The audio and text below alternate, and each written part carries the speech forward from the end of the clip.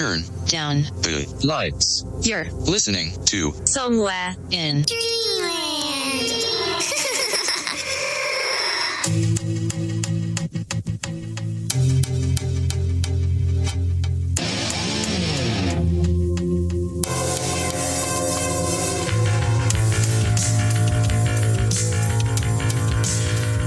Welcome back, dreamers. I'm your host, Ken Mark, and you're listening to Somewhere in Dreamland. Be sure to check out the show on your favorite social media outlets and on the Dreamland website at www.dreamlandpodcast.weebly.com, where you can listen to the show live, check out older episodes, get links to past guests, and find the Dreamland merch store. That's www.dreamlandpodcast.weebly.com. Coming up next week, Tuesday, May 24th, I'll be speaking with veteran paranormal investigator, author, remote viewer, and owner of UnX Media Publishing, Margie Kay, about a laundry list of the creepy and unusual. Then, on Tuesday, May 31st, I'll be joined by none other than 20-plus year MUFON chief investigator, Steve Hudgens, to discuss his case files and all of the strangeness going on in the skies. Tonight, my guest is Bobby J Gallo. Since he was a young child, Bobby has been interested in all things weird. A modern-day Renaissance man, Bobby is a world-class professional magician who has toured the country performing for colleges, resorts, trade shows, and television audiences. Along with this, he's a published author, speaker, networking leader, corporate trainer, web series producer, musician, and co-creator and headmaster of the International Conservatory of Magic. That's the world's largest online school for magicians. Bobby began his paranormal investigations in the early 90s. Years later, his wife Renee and daughters Nicolette and Courtney would join him to form the Gallo Family Ghost Hunters. And together, they would quickly take the internet by storm. Hey, Bobby, how are you tonight? I'm doing great, Ken. Thank you for having me. I really do appreciate it.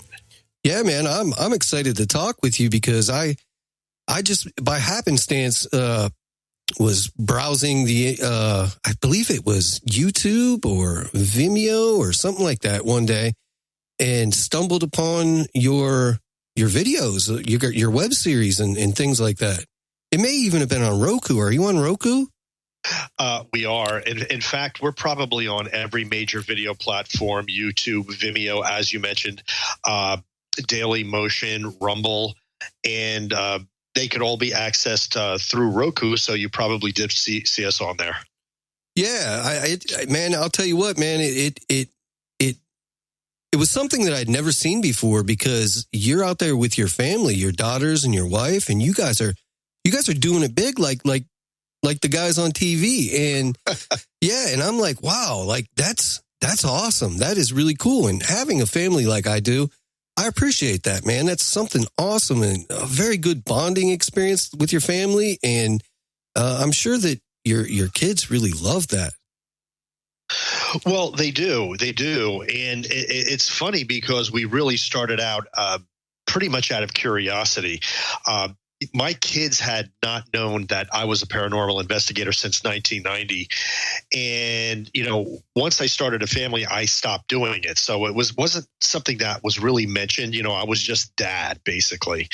And one day, this is about back in 2010, we started watching this relatively new ghost show called Ghost Adventures, which I'm sure you've heard of. And my kids were completely enthralled by it. And we were watching it one day, and we were probably about 10 episodes in at the time. And I turned to them and I said, "Hey, kids, Daddy used to do that too." And it was like the world completely stopped at that point. And it was like that moment in the movie Spy Kids where the kids go, "My parents aren't cool enough to be spies." and immediately they started asking me about it, and they wanted to go ghost hunting. No fear, no hesitation at all. They wanted to do what they saw these guys on TV doing. And I was out of practice. I hadn't been doing it for years. I did it back in 1990. it had some really compelling investigations, but I stopped doing it once I started a family. So I had to brush up on the equipment that was being used nowadays. And I thought it would just be cool to get one picture, one EVP, with the family. How cool would that be? Well, it turned out that we ended up getting incredible amounts of evidence, enough that was actually rivaling these people on TV. And that's pretty much how it started. That's awesome, man. That is really awesome. Now, you did mention my least favorite, and I know I'm a weirdo. That's my least favorite show, only because, I want to fight Zach. I want to fight that guy. I can't stand him, and everybody knows it. And you know what I don't like, Bobby? I don't like the poking and the way that they try to, the guy tried to fist fight a ghost. You know what I mean? I hate that. Yes. And I talk about that in Family Spirits, and I even talk about it in the book that's actually going to be published in the next few months called Family Spirits 2, that you shouldn't antagonize spirits. And I understand that completely. Back in the beginning, I have to confess that I was intrigued by these people because I couldn't believe the evidence that they were getting. Well, it turned out that, we ended up getting more than they did. But the thing is, I don't agree with a lot of, his modus operandi either.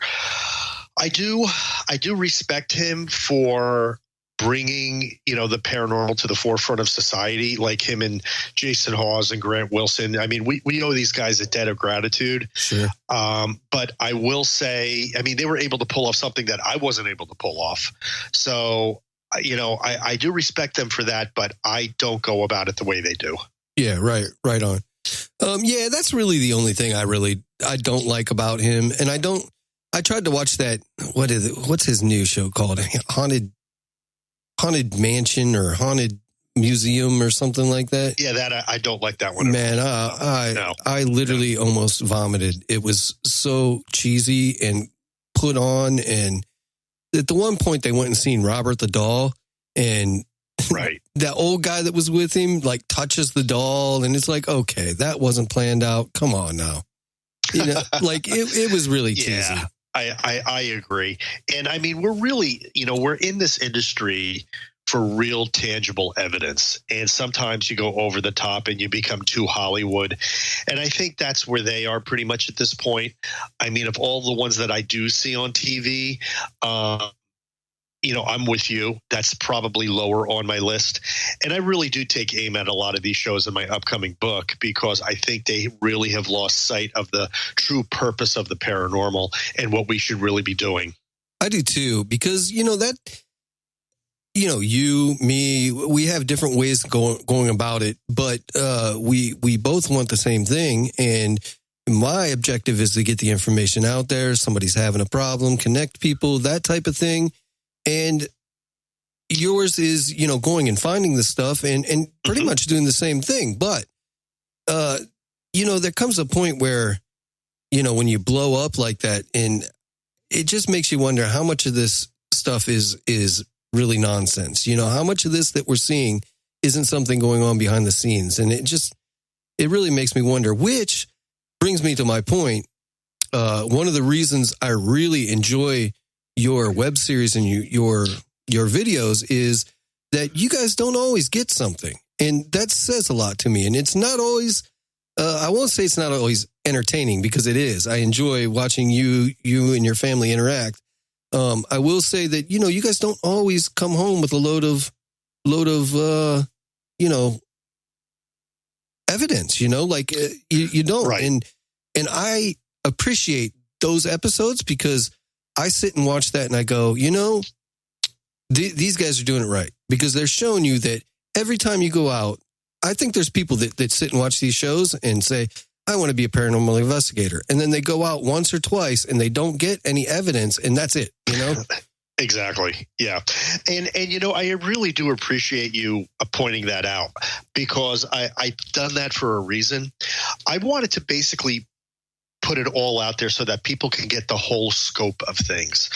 I tell people that are, looking at our web series, some of the episodes will blow you away. but some of them are boring. And the reason that is exactly what you said.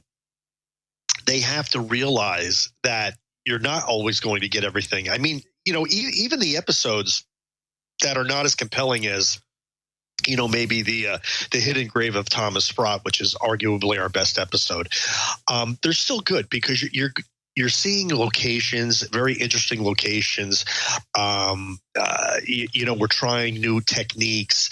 Again, you're seeing the interaction of the family.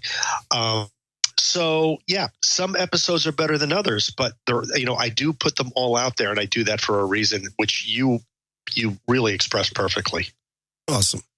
I'm going to start this movement where I'm going to stop calling it ghost hunting, and I want to start calling it ghost fishing, because it's more like fishing than it is hunting. You go out to fish, and sometimes you just appreciate the lake and you appreciate the, nature. And it's kind of the same thing with ghost hunting. Sometimes I guess it's the same for regular hunting too. I'm just not much of a hunter, Right. And a lot of people don't like that term. But I mean, it's the term that has become commonly associated with what we do, and primarily because of the television show of the same name. And even though we coined the name Gallo Family Ghost Hunters, I even have a disclaimer in my book that has no affiliation with the television show, but it's become part of the modern lexicon for what we do. So, I mean, that's kind of like what we do. But yes, we don't hunt ghosts in the literal sense. We don't try to harm them, which is why I tag all of my videos with the comedic line, "No ghosts were harmed during the filming of this video." I love that. I do want to get back to terms, because I have a couple of questions after reading your book, which the second book was terrific. I haven't had a chance to read all the way through the first one yet, but I did start that a while back, and almost completing the second book. It's really fantastic, man. You do a really nice job at kind of laying it out there in simple terms, and that's what I'm about. This guy gets it. He's speaking to the people. Well, that's what I try to do, and the first book was basically published because we kind of had a pretty substantial following, because we actually started doing a paranormal web series when you could count the number of people doing paranormal web series on one hand. And if you look across the landscape now, if you go to YouTube, you'll see literally thousands. And, when we started, there was literally nobody else doing it. In fact, there was an emerging paranormal television station called GTN, Ghost Tales Network, who was basically begging to let us. They were begging me to let them run our videos on their network because there was nobody else doing it, and they ended up giving us like a Saturday night slot. It was actually pretty cool at the time. I think that lasted 1.5 to 2 years, and then it folded up. But it was a decent experience. But now, if you look across the landscape, you'll see literally thousands of them doing it. And but we developed a following through that web series, and years later, I've said to myself, there was so much that happened during these investigations that you don't see on the web series. What was the car ride like on the way home?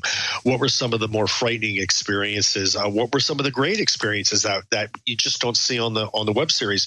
So I floated it out there on social media. If I wrote a paranormal book, would you read it? And there was just such an overwhelming response, positive response, that I decided to do it.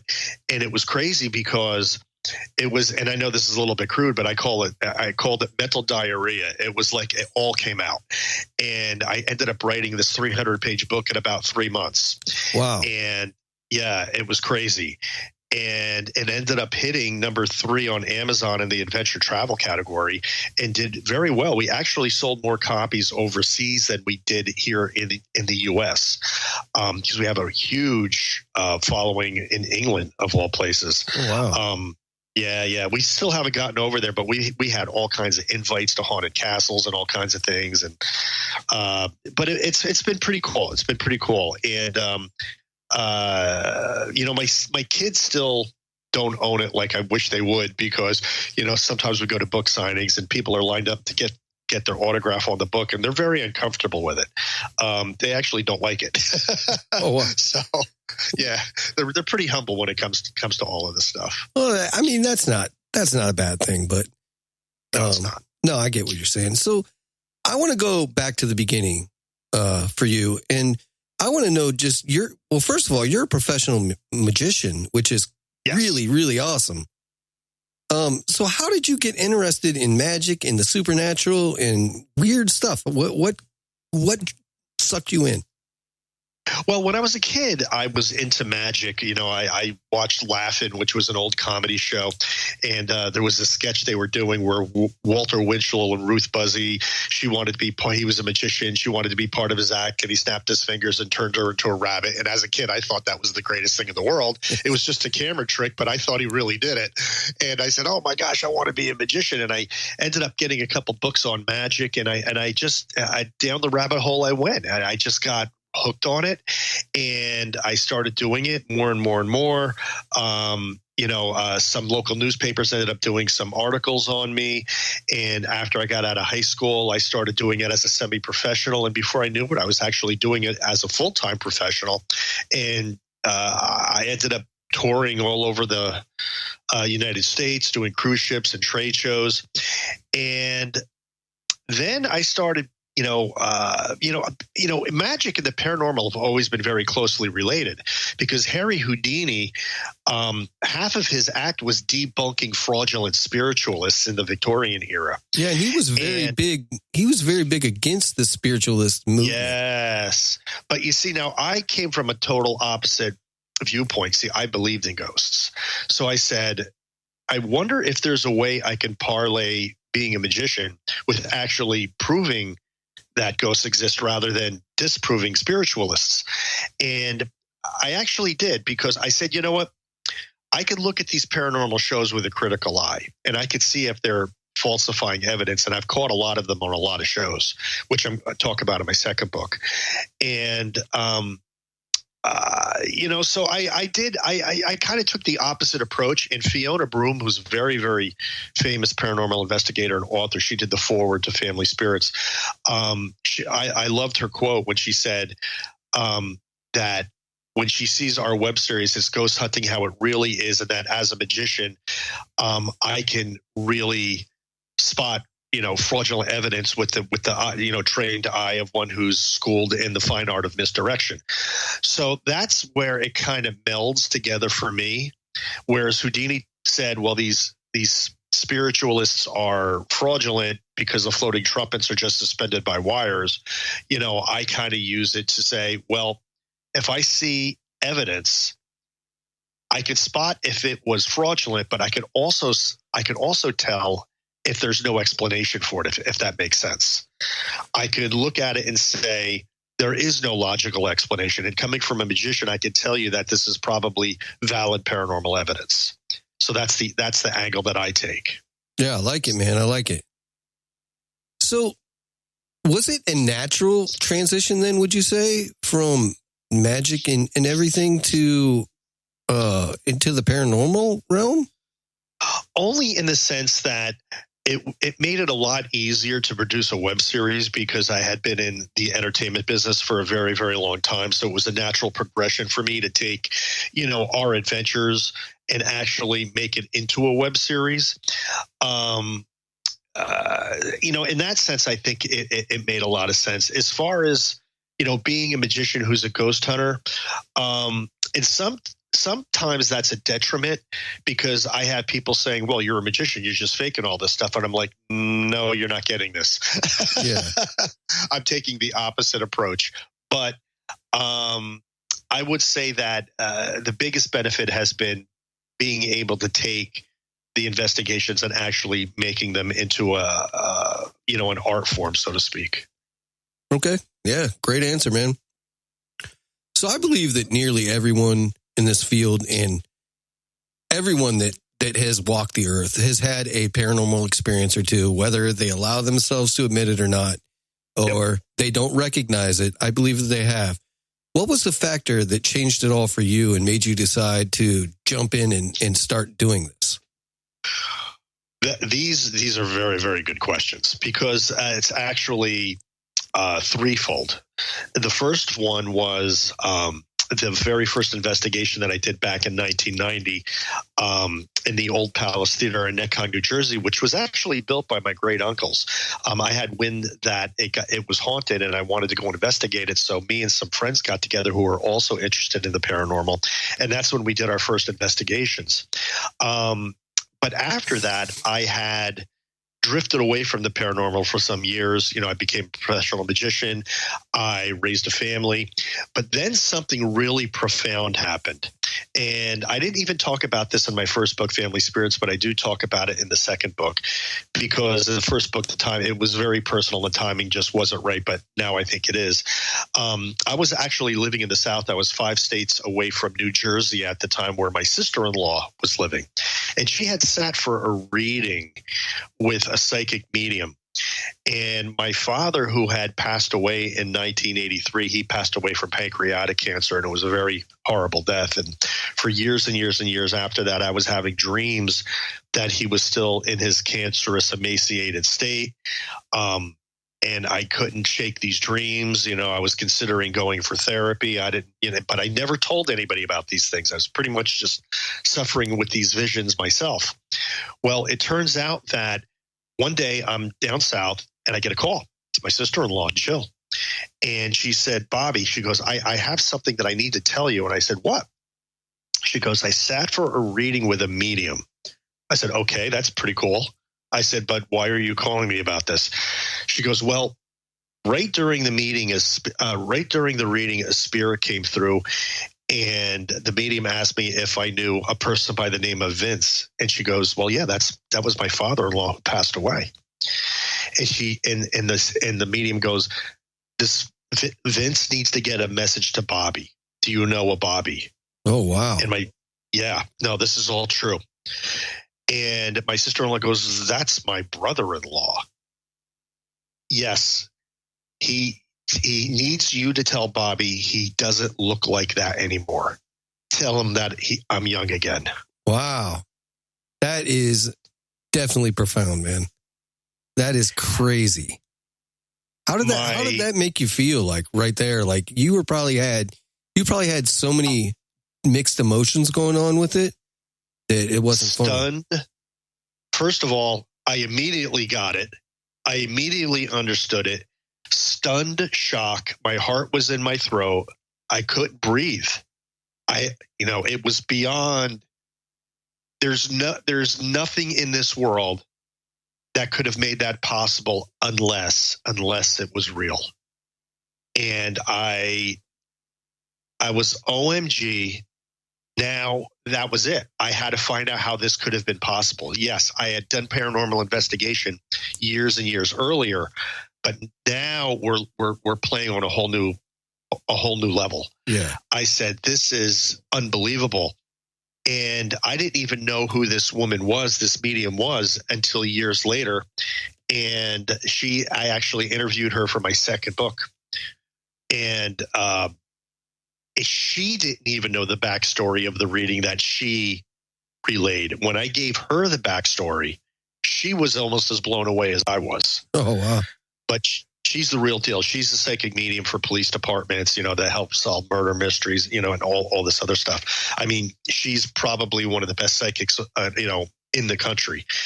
But she also proved to me that real credible psychic mediums are out there. So that was the second thing that got me into the paranormal. The third thing was that story that I related to with my kids. So it was kind of like a trifecta of things that really just pulled me into this field. A perfect storm, right? Yep.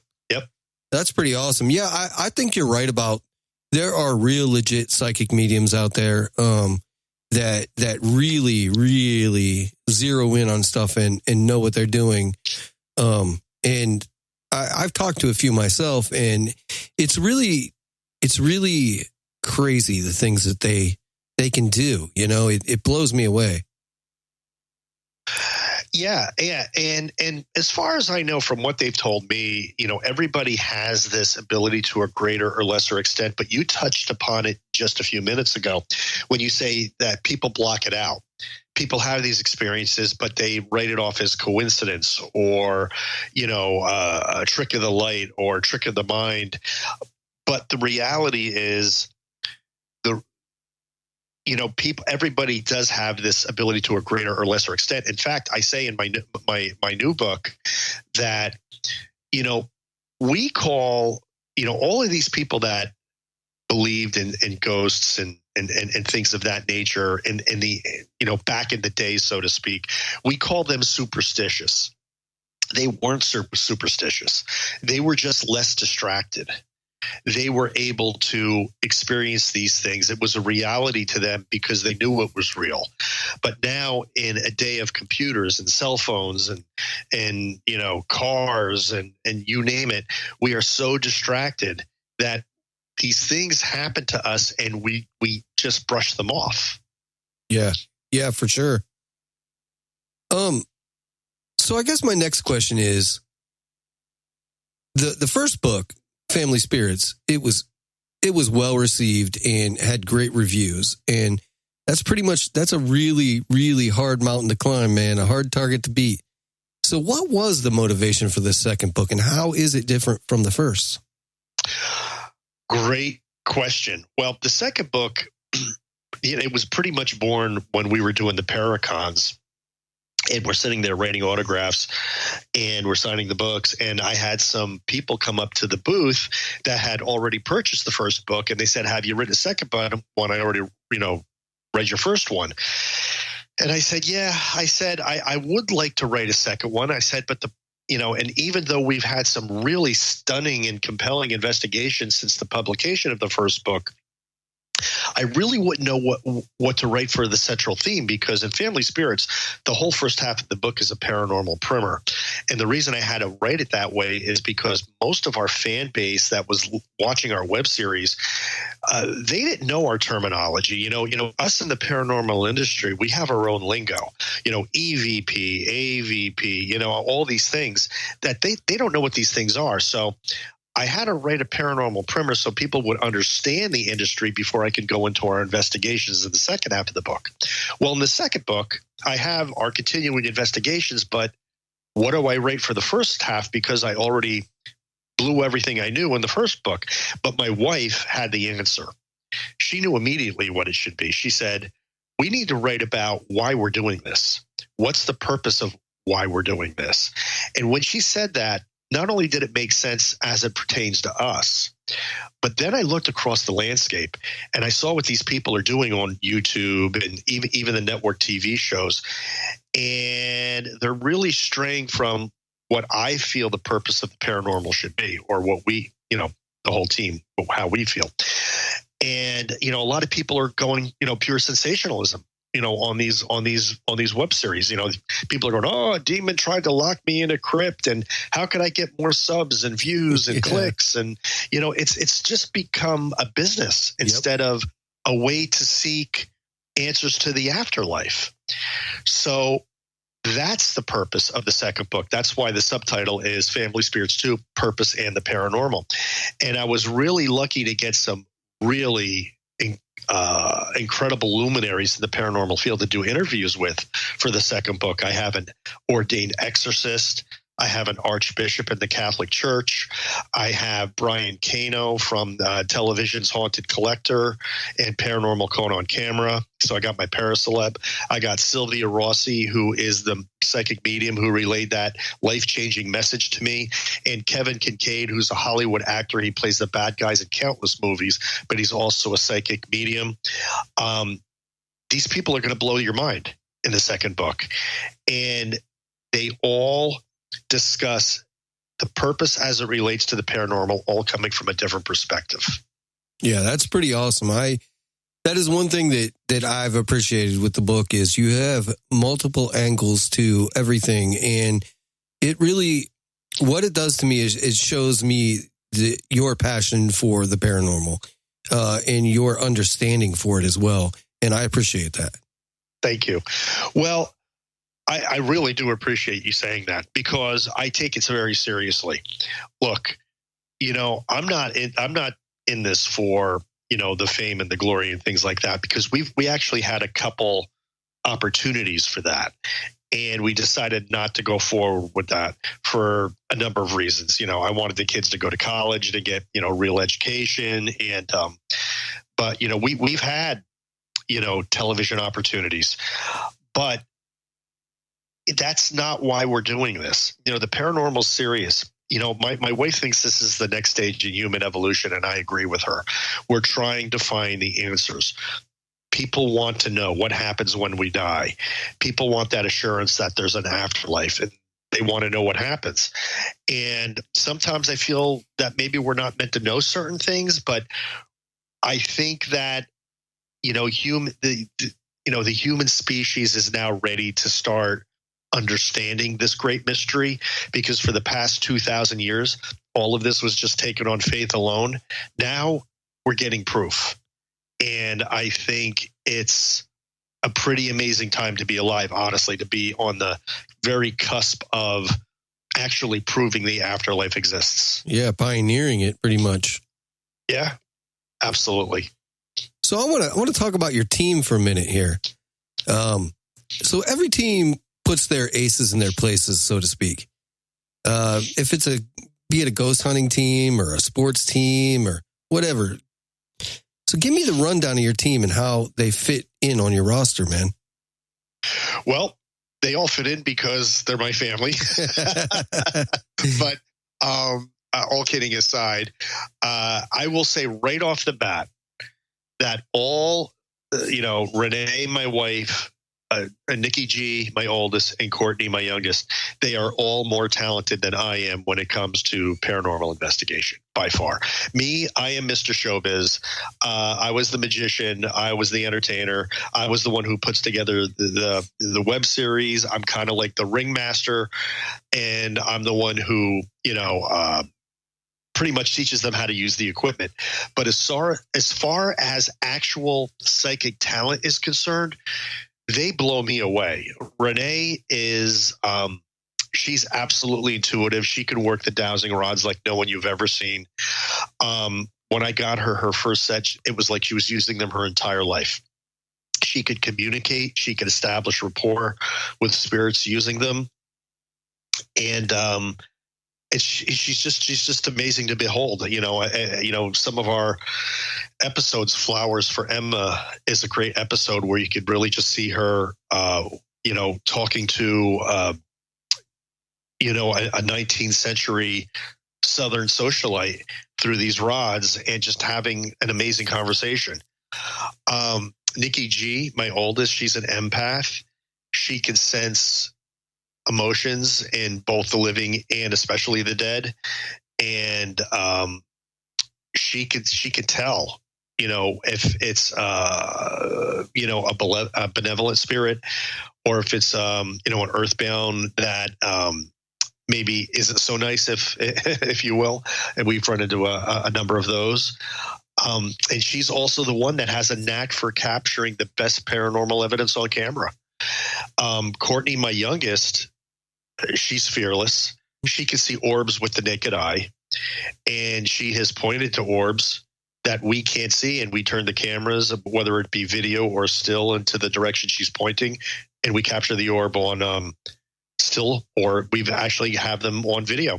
One time during an investigation of a haunted theater, she said, "Daddy, there's an orb dancing on the stairs."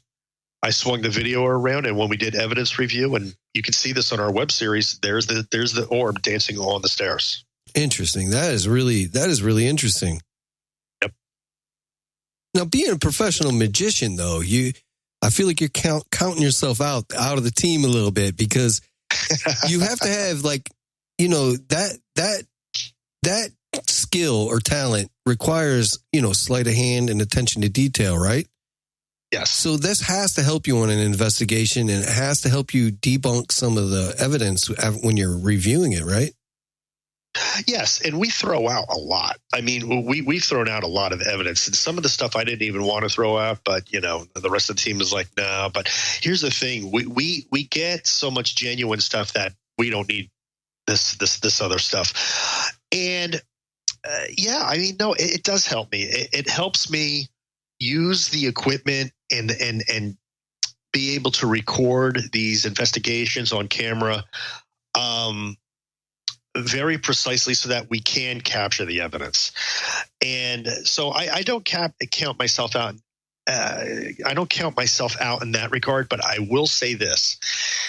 There's a lot of times I go out on solo investigations. Either the rest of the family's not available, or I have the time, or I'm in my car and I pass somewhere and I said, oh, I got to stop and investigate this place. And I always keep some equipment in my car. I never get as much evidence on my own as I do when the family is with me. Yeah, it's your energy as a family, I think, it maybe draws them in, because energy is a lot, I believe, in the spirit world, in the paranormal realm. I believe that it's 90% about energy and what energy you bring and your intent and everything else. And maybe that has something to do with it. Yeah, I totally agree. Totally agree. So in your book, in the second book, you write that you believe there's a clear difference between a ghost hunter and a paranormal investigator. So what is the exact difference? There is actually a difference. Even though if you watch the television shows, they'll say they're all paranormal investigators, but ghost hunters take the approach. What they basically do is they try to gather as much evidence as they can on an investigation and fit it all together like a puzzle to prove the existence of the evidence. For instance, they'll capture an orb in the same place that they get a great EVP in a location that already has had experiences of being haunted. A paranormal investigator does something that's completely opposite. They try to debunk everything. They actually make it their mission to find a natural explanation for anything you capture. The problem with that approach is, if you try hard enough, you're always going to be able to think of a debunk for something. And I've seen so much good evidence thrown out that way. For instance, I'm going to use the orb thing again. Paranormal investigators will say that all orbs that are taken on a camera are caused by something called backscatter, which basically works like this. A little piece of dust is a couple inches from the camera lens. When the flash goes off, it reflects off of the airborne particulate, goes back to the lens, resulting in the image of an orb. Now, they've used that as a blanket debunk for anything orb related. So now you can't even present an orb that can possibly be paranormal. Now they automatically debunk it with this theory. And, a lot of orb researchers, including NASA scientists, are now coming around saying that not all orbs are caused by this backscatter. Some may be, but not all. And, but it's very, very hard to say this to a lot of people that are dead set against debunking everything. So that's basically the difference. A ghost hunter will try to find a reason why a piece of evidence is paranormal. A paranormal investigator will just try to debunk everything, no matter what it is. Okay. Yeah, I've seen some pretty intelligent acting orbs myself, and I would call BS on some of it. Not all of it. Some of it is clearly not right. You know what I mean? But there's some out there that I'm like, okay, like that thing is acting really strange, Well, here's the thing. Think about it. Okay. If a piece of dust can make an orb-like anomaly, a round artifact in a picture, and a droplet of moisture can do the exact same thing, it looks very similar. And an insect can also do it and look very similar. And lens flare can also do it and look very similar. Now you have 4 different things that all look like an orb, but yet each one is entirely different. So now why can't you put a spirit in there? If pollen, moisture, bugs, lens flare can all look like an orb, then why can't a spirit also look like an orb? Right. Not to mention that a lot of investigators and researchers believe that, sometimes these spirits are using the natural environment to draw energy or to come about. And I think that's a real thing, man. Well, you can absolutely spot the difference between a paranormal orb and one that's caused by a natural airborne particulate. What I would do is I would point anybody who's interested in this subject to a book by Klaus Heinemann, PhD, called The Orb Project. This guy's a NASA scientist, as smart as they come, and he's a believer now in paranormal orbs. He also just wrote a book recently called Phenomena, which also addresses orbs, and it's just amazing. You won't look at them the same way after you read these books. I'm going to have to check them out, man. Thank you for that. Absolutely.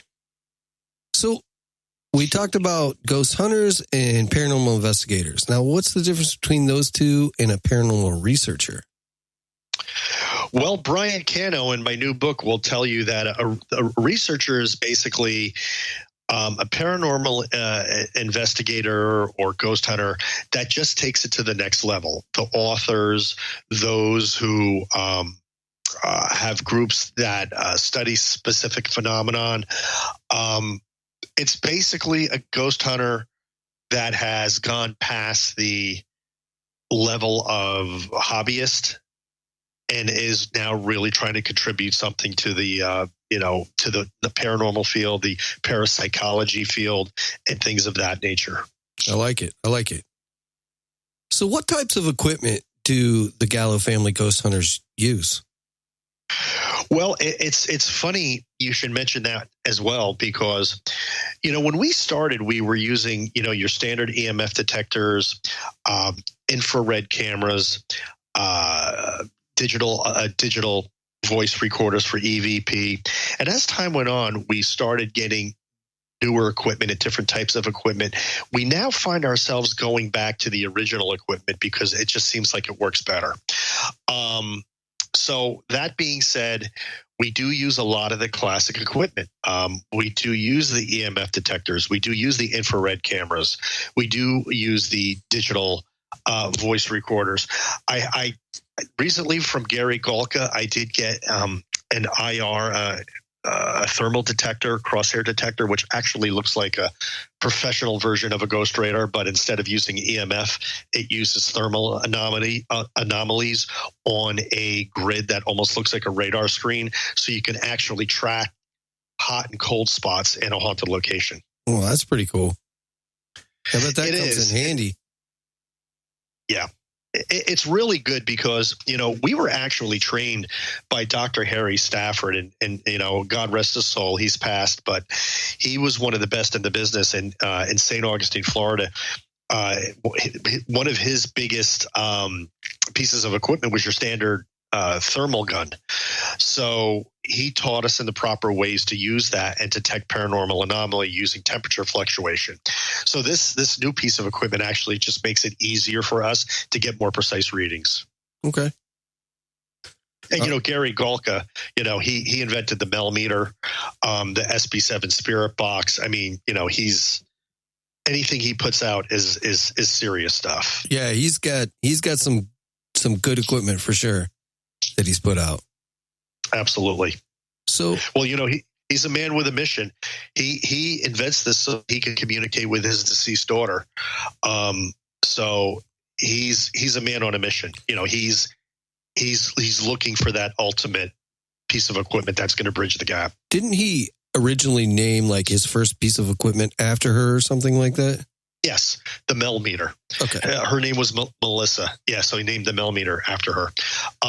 But he's an electronics genius. I mean, this guy's no joke. I mean, that's why I like using his equipment, because it's not a toy. It's a serious. This was invented with the serious purpose of bridging the gap between the here and the hereafter. All right. So, big question. You ready? Yep. I think I already know the answer to it, but I want to see. I want to test myself. Let's say that I had a haunted piece of property somewhere, and I wanted you guys to come out and do an investigation. But I'm only going to let you bring one piece of equipment. What would it be? Well, it's going to have to be my Sony Handycam with night vision, because, first of all, unless you videotape or record the investigation, you have nothing but a good ghost story. You have to have video documentation. That's number one. Number two is that has probably one of the best thermal night vision capabilities of any camera I've ever used. Number three is we've actually caught EVP through the microphone of that camera. There we go. So by taking that one piece, I not only get video, but I could also get an EVP. Okay, that's kind of what I thought. Like most of the time, it's a digital recorder, but that sounds like the best. Yeah, man, that's a smart move. I like it. So, does your team investigate well-known locations or locations that are lesser known, and why? Well, we have done both, but I will tell you that the places where we have gotten the most evidence are places you've never heard of, places that we've investigated on a hunch, and ended up being some of the most haunted places that we've ever done. That being said, we've gone to like Kings Mountain Battlefield in North Carolina, and we have we've caught the famous galloping phantom horseman twice. And believe it or not, it was through the video camera. And we've done St. Augustine, the Castillo de San Marcos, and a lot of very famous locations. But it's almost small, forgotten little cemeteries where we just get the mind-blowing evidence. Where we've gotten the full body apparitions, where we've gotten these incredible communications and EVPs that will blow your mind. And I think it's because these locations never see people. And the earthbounds that are there, or the spirits that need to communicate or, let their story be told, they're eager. They're eager to communicate, and they do what it takes to communicate with you. I think a lot of these more famous locations, the energy is so sucked out of them by all of these investigators that people hardly get anything anymore.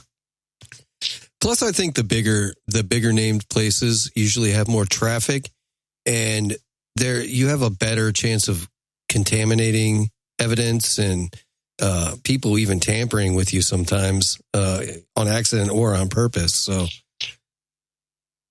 yeah, I agree. So, absolutely, one of the coolest investigations that I couldn't believe that I saw on there was Valley Forge. You're the second interviewer to mention that. Really? Yeah. Yeah, nobody does that, and it's a crazy place. Well, here's the thing about Valley Forge. A lot of people don't think about it, but the bottom line is 2,000 soldiers perished there. From starvation, disease, and exposure. And that was not a pleasant way to go. And there are people, the shades of soldiers that still linger there. I mean, it does have a reputation for being haunted, but you don't really see a lot of people investigating it. So Renee and I actually went there, and we weren't getting a whole lot of activity until the very last location, which was the Virginia encampment, where then, once we get battery drain, I know here it comes, it's coming. And it does every time. Somebody there wanted to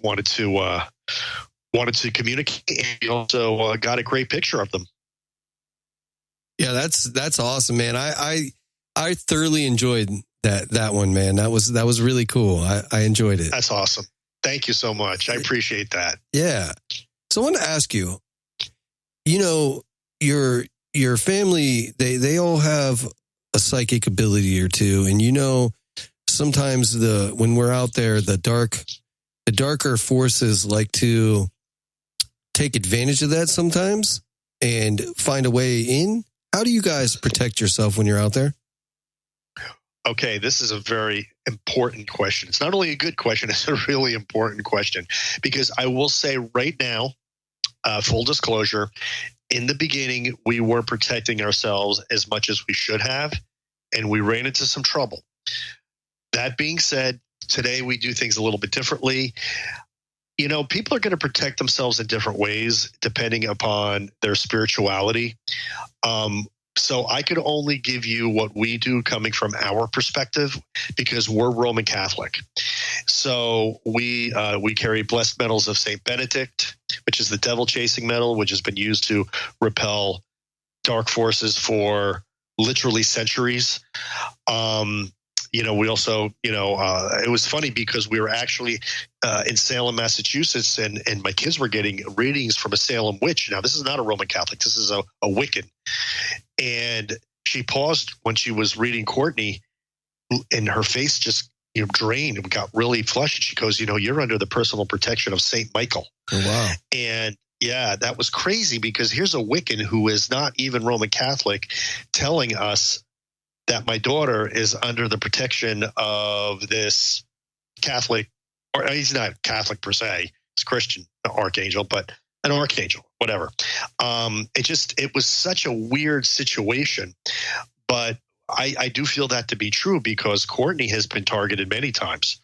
I have the EVPs to prove it. When we would be going through some nasty locations and the EV comes through, said, "Come here, Courtney." It's clear as day. But she's never had any issues. My wife has had a few issues. My oldest daughter has had a few issues, and even I've had a few issues on occasions with attachments. But we don't have those issues today because we know what to do and we know how to protect ourselves. And we know I have some cardinal rules that I always tell people on an investigation. Never bring anything home from an investigation because, spirits can attach themselves to objects. Don't antagonize. Be very clear when you're leaving an investigation that I'm going, you're staying, when you're talking to the spirit. And I lay them all out in the books because protection is important and you can't get in trouble if you don't know what you're doing. Right. And I don't think that it's stressed enough. And I think there's quite a few investigators or new age investigators out there that don't believe it or don't do it. And I think it's a recipe for disaster. Honestly, a lot of these people are walking around with attachments today and they don't even know it. Yep. They're having problems in their lives. They're either having health problems, it could be any number of things, not realizing that it's an attachment they picked up from an investigation, but because they're not accepting that it's an attachment, they're not doing anything about it. So yes, it is a thing and people need to be aware of it. And in the second book, Family Spirits 2, you'll hear almost all of my interviewees talk about it. So it is definitely a thing. Yeah, for sure. Not to mention the people that could possibly be walking around there who have never been on an investigation that have an attachment. I think there's quite a few of those out there too. I totally agree with you. I couldn't agree more. I think it's very pervasive in the world today. And I think that's probably one of the benefits of what we do in the field is that we make people aware of these things. I think it's a really important thing. Yeah, I agree. In fact, that's one of the reasons the Catholic Church has lifted the moratorium on ghost hunting. Because, for years they said you couldn't do this. But now they're saying you can because in Family Spirits, I actually mentioned this. The Vatican has said it gets people thinking about the afterlife, and that's what they want that because we're society's getting very, very secular and very materialistic, and they're getting away from the spiritual world. And the one thing that paranormal field does is it makes people aware of that world, and I think that's a very beneficial thing. Yeah, I totally agree. So what is one of the scariest moments that the Gallo family ghost hunters have had during an investigation? Well, believe it or not, it was our second or third investigation where through an EMF detector, a spirit pretty much told us to get out of a cemetery. And it was not just the EMF communication that was scary, because it was very pronounced. It was like a very literally, we had a communication established where we were asking the spirit to ping once for yes, two for no on the EMF detector. And when I asked if it wanted us to leave, the thing nearly jumped out of my hand. And all of a sudden, the entire atmosphere got extremely heavy and oppressive, and the entire family felt it. And it was just one of those situations where you didn't really have to tell us twice. Yeah. We got out of there fast. Yeah, for sure, man. You got to trust your instincts when you're out doing that, because that's one of the most important things. Your ghost radar, like well, it could be a ghost, it could be your energy radar. I'd want to say, because your body is an electromagnetic thing, and it picks up on things. It does. And if anybody wants to watch that, you could see it in real time. It's called Ancient Spirit Desires Solitude. And you could watch that on any of our platforms. And you could see that. You'll see that. Even Courtney, it's the only time Courtney ever got scared. So it really it was a pretty intense experience. What's your favorite episode? What's the one episode? Oh yeah. I know that. I know this one immediately because when I'm at a Paracon, it's the one that I play for people. It's called The Hidden Grave of Thomas Sprott. And the reason that's my favorite episode is because it has the best evidence in it. It starts out with the only time I ever personally got scared, and that's how it starts. And then the episode culminates with our best piece of evidence, which was a full body apparition that you could actually see forming in real time. So if anybody ever says, I only just want to watch one episode, which one should I watch? That's always the one I point them to. Okay. Where was that at? Where was that investigation again? Well, that was in a small privately owned plot. A burial plot in South Carolina that I had permission to investigate because it was on private land. But I read up about it, and it had a reputation for being haunted. So I actually went to the family, told them what I wanted to do, and they gave me permission to investigate it. And honestly, it was the investigation of a lifetime because the evidence is so cut and dry and so clear that it's really hard to dispute it. You see, sometimes I interview people and they just make my job so easy, like you just did, because one of my next questions was, have you ever investigated in South Carolina? That's where I'm at now. And, it took, I say it all the time, it took a bit of getting used to when I moved down here, because everything's ghosts down here. Like there are so many, you can walk, a block down the road and you can see 20 haunted locations, But it's a very old, I live right outside of Charleston.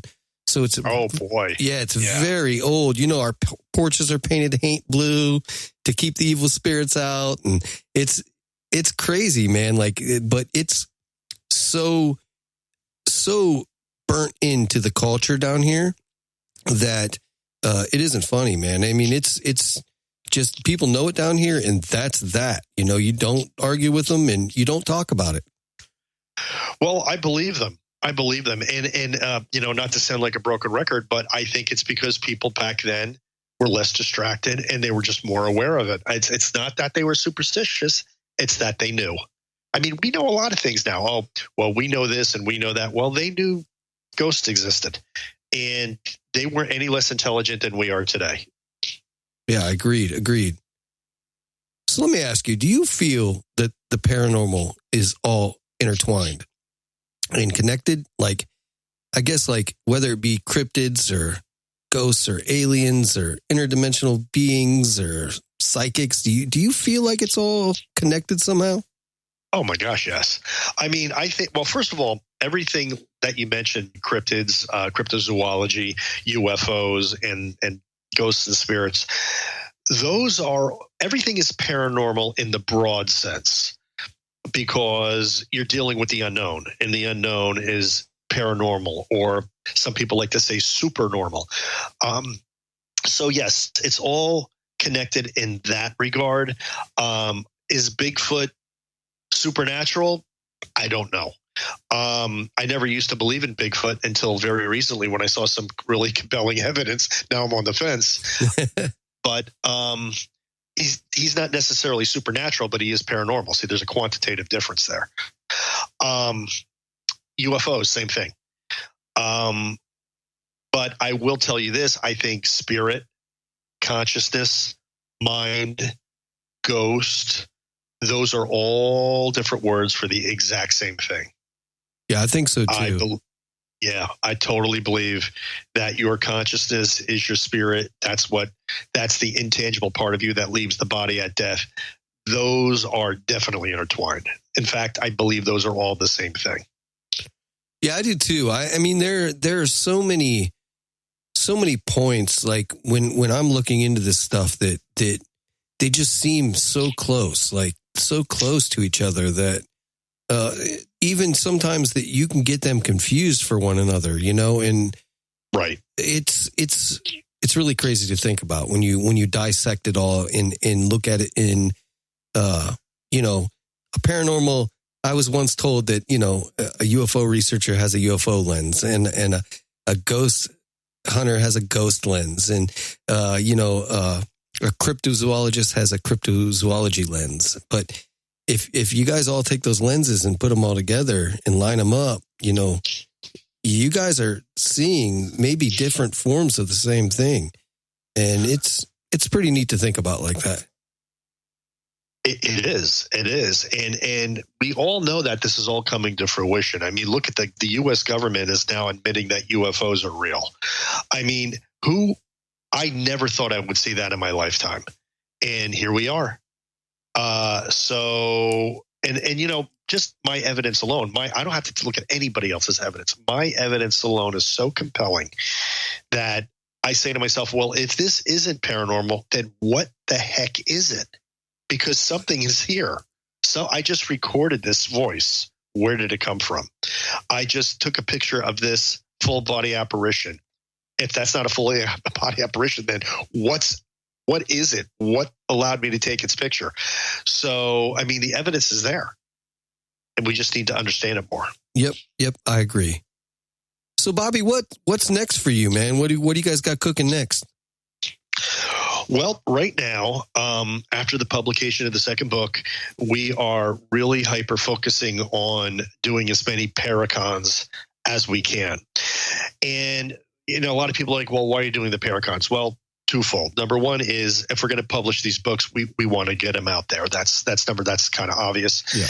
And, a worthwhile goal. I mean, you don't want to sit on these things. But number two is, I think it's kind of unfair to my family that, we've been doing this from the very, very beginning, before any of these people on YouTube were doing it. And, only a year or two after these people started doing it on television. And I really feel that my family has not gotten the recognition that it deserves for being like pioneers of sorts in the field. So I kind of want to just make people aware of their contributions. And so that's really my goal right now. Get the books out there, tell our story, and, see what happens. Yeah, I like it, man. I like it.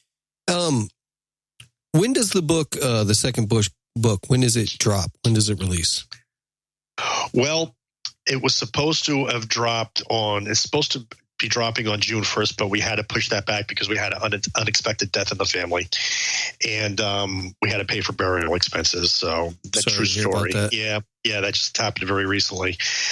And so we have to kind of like push that out a little bit because these books are hybrid published. And if anybody knows what hybrid publishing is, it's a real publisher, but you invest in your own project, so to speak. So it's not just them. It's also you and them investing in the project. So there is a monetary, basically we have skin in the games, so to speak. So we just have to get those funds up again to get that published.